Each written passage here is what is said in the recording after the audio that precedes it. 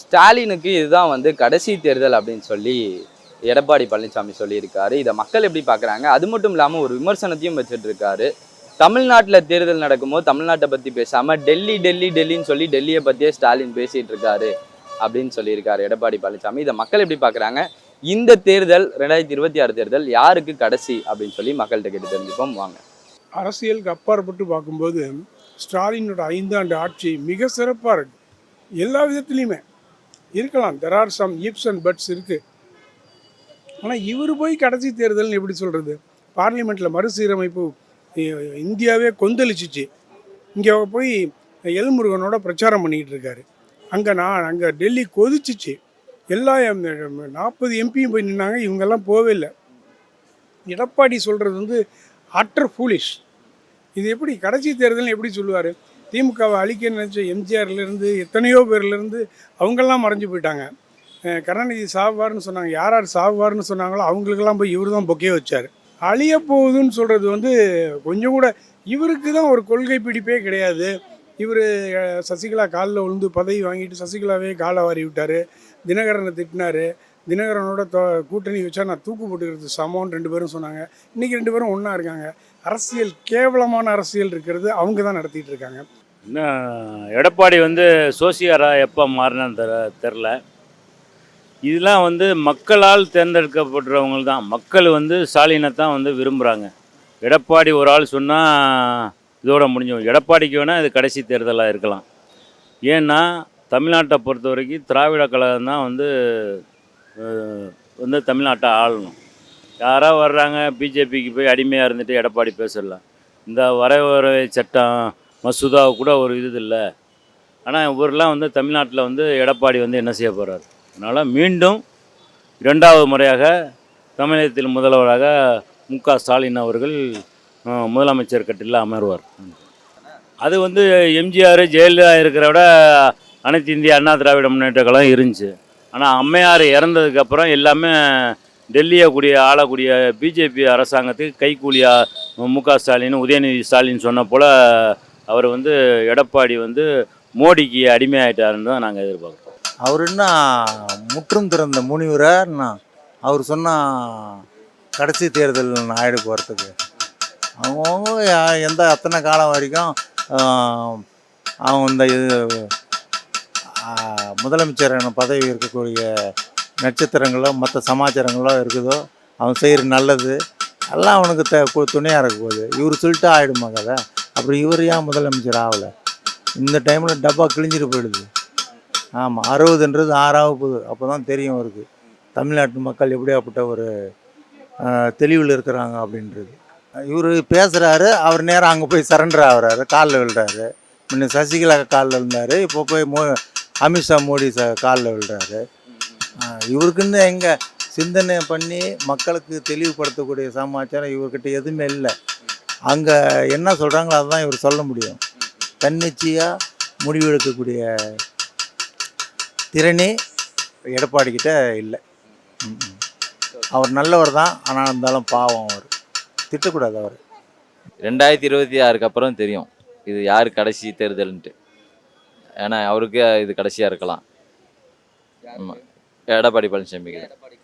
ஏமா அந்த அளவு வந்து இப்போ யார் கூட கூட்டணி இருக்கணுமோ அவங்க கூட இல்லை, யார் கூட இருக்கக்கூடாதோ அவங்களோட இருந்தால் என்ன ஆகுறது? இப்போ மிகப்பெரிய ஒரு 6-7 இது கொண்டு வந்து டோட்டலாகவே மாற்ற போகிறேன்னு சொல்லி பிஜேபி சொல்லிட்டு இருக்குது. அவங்களோட கூட்டணி வச்சுருந்தா என்ன ஆகும்? இப்போ ஃபுல்லாக நம்மளுடைய உரிமைகள் எல்லாமே பறிக்கக்கூடிய நிலையை கொண்டு வந்து சட்டமாக வச்சுருக்கிறாங்க. அந்த நிலையை கொண்டு ஆதரிக்கிறவங்களோட நம்ம பயணம் செஞ்சால் என்ன ஆகும்? நீ வேஸ்ட்டாக தானே ஆகும். நம்மளுடைய அப்புறம் கை கட்டிட்டு எந்த ஒரு விஷயத்துக்கு நம்மளை சட்டையே பண்ண மாட்டேன், நம்ம வீட்டு வெறும் இன்கம் மட்டும் தானே வாங்குற மாதிரி இருக்கும். அந்த மாதிரி ஆளுங்களோட நம்ம எதுக்கு பயணம் பண்ணணும்? இப்போ பாஜகவோட கூட்டணி இருந்ததுனால அவர் சுத்தமாக போல்ட் அவுட் ஆகக்கூடிய நிலைமை தான் ஏற்பட்டுருக்கு. அதனால் கடைசி தேர்தல்னு சொல்கிறதுக்கு வந்து வாய்ப்பே கிடையாது. அவங்கன்னா எத்தனையோ தேர்தலை சந்திக்க போகிறாங்க டிஎம்கே. ஏன்னா அவரை விட்டுட்டு அடுத்தது உதயநிதி வந்துட்டார். உதயநிதிக்கு அடுத்தது அவர் பையன் இன்பநிதி. அவங்க பாட்டு தயார் பண்ணிக்கிட்டு தான் இருக்காங்க. பட் எடப்பாடி ஏடிஎம்கேல விட்டால் எம்ஜிஆருக்கு அப்புறம் ஜெயலலிதாவுக்கு அப்புறம் ஒரு பெரிய ஒரு சொல்லக்கூடிய தலைவர்னு யாருமே ஏடிஎம்கேல கிடையாது. அதனால் அவர் கடைசி தேர்தல்னு சொன்னது வந்து இது அரசியல் நாகரிகம் இல்லை. என்ன சொல்கிறாரு? ஸ்டாலின் மறைஞ்சிருவார்னு சொல்கிறாரா, இல்லை டிஎம்கே மறைஞ்சிரும்னு சொல்கிறாரா? இது வந்து அடிப்படை உண்மை இல்லாதது.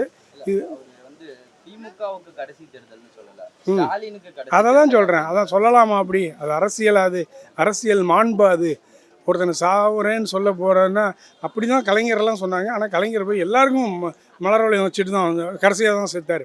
யாரையுமே ஒருத்தனை அழிச்சிட்டு இன்னொருத்தன் வாழ முடியாது. எடப்பாடி சொல்கிறது வந்து ஸ்டாலினுக்கு கடைசி தேர்தல்னு சொல்கிறது, நான் என்ன நினைக்கிறேன்னா எடப்பாடிக்கு கடைசி தேர்தல், நாட் டெத். இறப்பில் சொல்லல. இனிமேல் இந்த எலெக்ஷன் முடிஞ்சு அவர் தோத்துட்டாங்கன்னா he will be thrown out from the politics. அரசியலேருந்து தூக்கி எறியப்படுவார் அவர். வாய்ப்பே கிடையாது இனிமேல் அவருக்கு. இனிமேல் அதிமுகலாம் ஒருங்கிணைந்து செயல்படுவாங்க. எடப்பாடியை விலக்கி வச்சுட்டு இனிமேல் அவருக்கு வேணால் அரசியல் இனிமேல் எதிர்காலம் கிடையாது. இது கடைசி தேர்தல்னு சொல்கிறது வந்து மிக மிக தவறு. எடப்பாடிக்கு கூட யாருமே இல்லையே, சொந்த கட்சியில் இருக்கிறாங்க. அவருடைய ஈக்குவலாக வந்து எல்லாரும் ஓபிஎஸ் போயிட்டார், செங்கோட்டையன் போயிட்டார், முன்னணி நிர்வாகிகள்லாம் வந்து மற்ற கட்சிகளில் போய் சேர்ந்துட்டாங்க. அதனால் எடப்பாடியை வச்சு தான் இருக்குன்னா எடப்பாடி ஒருபோதும் தமிழ்நாட்டை வந்து ஆள முடியாது. ஏன் அப்படின்னா தொண்டர்களே வந்து எல்லாம் அதிருப்தி ஆகிட்டாங்க. அதிமுகவில் இருந்த தொண்டர்கள்லாம் இப்போ வந்து திமுகவில் பாதி பேர் ஆகிட்டாங்க, மற்ற கட்சிகளெல்லாம் போய் இணைஞ்சிட்டாங்க. ஆனால் எடப்பாடி கூட இருக்கிறத மாயை காட்டுறதை தவிர உண்மையான அதிமுக தொண்டர் வந்து அதிமுகவுக்கே போட மாட்டாங்க.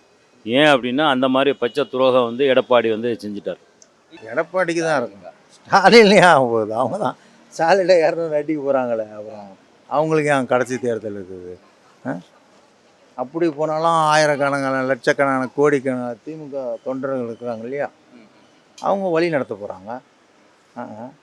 ஏன் எடப்பாடிக்கு கடைசி தேர்தல்ன்றீங்க? இது இல்லை, அவர் தான் ஸ்டாலின்னு சொன்னார். அதை தான் நான் ரிப்பீட்டு அவருக்கு சொல்கிறோம்.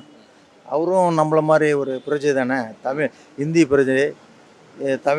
தமிழ்நாட்டினுடைய 6.5 கோடி மக்கள் அவரும் ஒருத்தர். அதே மாதிரி தான் நானும் சொல்கிறேன். அவ்வளோதான், வேறு ஒன்றும் இல்லை. அவர் மேலே கால் புரட்சியெல்லாம் ஒன்றும் இல்லை. அவர் நல்ல மனுஷன் தான் எடப்பாடி.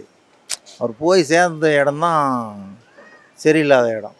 இப்போ பாருங்க, தேர்தல் முடிஞ்ச உடனே எனக்கு ஒட்டும் இல்லை உருவம் இல்லை பிஜேபிக்கு அப்படின்னு சொல்ல போகிறாரு. அதுக்கப்புறம் ஏதாச்சும் தேர்தல் வந்தால் கொஞ்சம் முன்ன 4 சீட்டு வாங்குவார். எலெக்ஷனை வந்து இப்போ இந்த எலெக்ஷனை அவர் எப்படி பார்க்குறாருன்னு சொல்லி கேட்டிங்கன்னா, அவருடைய ஆதரவு ஃபுல்லாக மக்களுடைய ஆதரவு எல்லாமே ஸ்டாலின் தான். அதனால் அதை பற்றி அவர் கவலையே பட வேண்டிய அவசியம் கிடையாது. ஏன்னா அவர் செஞ்ச விஷயங்களும் இருக்குது, செய்ய போகிற விஷயங்களும் இருக்குது. அதனால் அதை பற்றி கவலை கிடையாது. அவர் என்ன தேவைன்னா, இப்போ இந்த இந்த இந்த மாதிரி டைமில் வந்து அந்த சட்டங்களை இவங்க கொண்டு வந்துட்டாங்க அப்படின்றதுக்காக பண்ணிட்டாங்கன்னா, இப்போ மக்களுக்கும் தெரியாமல் போயிடுச்சுன்னா இதோட பின்விளைவுகள் மிகப்பெரிய கடுமையான எதிர்ப்பாக இருக்கும். ஏன்னா நம்ம முன்னோர்கள் எவ்வளோ பாடுபட்டு கஷ்டப்பட்டு கொண்டு வந்த விஷயங்களை இவங்க ஈஸியாக கொண்டு நிராகரிச்சிருவாங்க. இதுக்காக நம்ம போராட வேண்டிய விஷயங்கள் நிறைய இருக்குது. அதுக்கு உண்டாக்குனது தான் ஒரு துளி தான் முந்தா நேற்று அன்னைக்கு பேசின ஒரு விஷயங்கள், பேப்பர் அந்த இந்த மசோதாலாம் எரிச்ச ஒரு இது. நம்ம இன்னும் சோசியல் மீடியாலையும் இதுலேயும் இருந்துட்டு இருந்தோன்னா வேலை ஆகாமல் போயிடும். இது அப்படி தான் பேச முடியும். ஏன்னா இன்றைக்கி வந்து அவர் சொல்கிற மாதிரி it is Delhi versus Tamil Nadu. ஏன் அப்படி தான் இருக்குது. ஏன் நான் சொல்கிறேன் அப்படின்னா, இங்கே வந்து அவங்க வந்து அதிமுக வந்து பாஜகங்கிற ஒரு கவரை போட்டுக்கிட்டு தான் வெளியே வராங்க. அதிமுக வரல. எங்கே பார்த்தாலும் பாருங்கள் மோடியை தான் சொல்கிறாங்க, மோடியை தான் சொல்லிட்டு இருக்காரு. அவர் தனியாக வந்து செயல்படலை. அதனால இவங்க வந்து அதிமுகவை ஒரு கட்சியாகவே நினைக்கல. பிஜேபி வந்து எப்படி வந்து பீகாரில் நிதிஷ்குமாரை தூக்கி எறிஞ்சிட்டு முதல்வரானாங்களோ, அந்த மாதிரி எடப்பாடி முதல்வரானால் கூட அவரை தூக்கி எறிஞ்சிட்டு நிச்சயமாக பாஜக தான் இங்கே முதல்வராக வருவாங்க. இன்கேஸ் வரமாட்டாங்க, வந்தால். அதனால தான் அவர் சொல்கிறாரு, ஒன்றுமே இல்லாத இதுக்கு போய் நாங்கள் எடப்பாடியை அவர் போய் தவிழ்ந்து போய் வாங்கினவர், இன்றைக்கி ஓட்டு பேங்க் அவர் குறைஞ்சி போச்சுன்னு சொல்கிறாங்க. இன்றைக்கி விஜயோட இம்பேக்ட் மிகப்பெரிய இம்பேக்ட் இருக்க போகுது. எப்படி இருக்க போகுதுன்னா, நிச்சயமாக இது வந்து ஏடிஎம்கேக்கு மட்டும் இல்லை, திமுகவுக்கும் இது ஒரு பெரிய பாதிப்பாக இருக்கும். பாருங்கள், நிச்சயமாக இந்த விஜய் வந்து நீங்கள் சாதாரணமாக எடப்பாடி அவர் வந்து ஜெயிச்சு முதல்வர் ஆவார்னு நான் சொல்லலை. அவர் வாங்கக்கூடிய ஓட்டு இவங்க ஓட்டை பாதிக்க போகுது, வேறு ஒன்றும் கிடையாது. அவங்க வாங்கக்கூடிய ஓட்டு இவங்க ஓட்டை பாதிக்க போகுது. அதான் யாருக்கு கடைசி தேர்தல்னா ஒரு 2-3 பேர் பர்டிகுலர் இருக்காங்க, யாருன்னு ஜட்ஜ்மெண்ட் பண்ணிக்கலாம். பண்ணுவோம், பார்ப்போமே. அந்த எலெக்ஷன் முடிச்சிட்ட அப்புறம் சொல்லுவோமே ரிசல்ட்டை எதுக்கு. ஆமாம், அவங்களும் கொஞ்சம் ஓடுறவங்க ஓடுவாங்க தானே செய்கிறாங்க, பார்ப்போம். ஆனால் இது இந்த எலெக்ஷனுக்கு அப்புறம் மிகப்பெரிய மாறுதல் ஏற்படும். எப்படின்னா, எவ்வளோ பெரிய தவறு செய்தோன்னு சொல்லி மிகப்பெரிய கட்சிக்காரங்கெல்லாம் கொஞ்சம் யோசிக்கக்கூடிய நிலைய இருக்குது. ஏன்னா ரொம்ப மிகப்பெரிய கட்சி, அந்த கட்சியை கொண்டுட்டு போய் அடமானம் வச்சு இன்னும் கொஞ்சம் இவ்வளோ கஷ்டமாக இருக்குது. இந்த நிலையெல்லாம் மாற்றணுன்னா இந்த எலெக்ஷன் முக்கியமான எலெக்ஷன், ரொம்ப முக்கிட்டு உத்து பார்க்க வேண்டிய ஒரு சுச்சுவேஷனாக இருக்குது. இது எப்படின்னா உண்மையானதானே சொல்கிறாரு. இப்போ எது கூட்டணி அதிமுக கூட்டணின்னு சொன்னாங்க. ஆனால் பேச்சுவார்த்தை நடக்கிறதுலாம் டெல்லியில் அமித்ஷா தலைமையில் தான் நடக்குது. அப்போ வந்து டெல்லி காயின் அவுட்னா தான் நீங்கள் பேசுகிறீங்க. இப்போ வந்து டெல்லியை தானே பேச முடியும். எடப்பாடி வந்து தனியாக தனியாக இங்கே உள்ள கூட்டணி கட்சி வச்சுருந்தா பரவாயில்ல.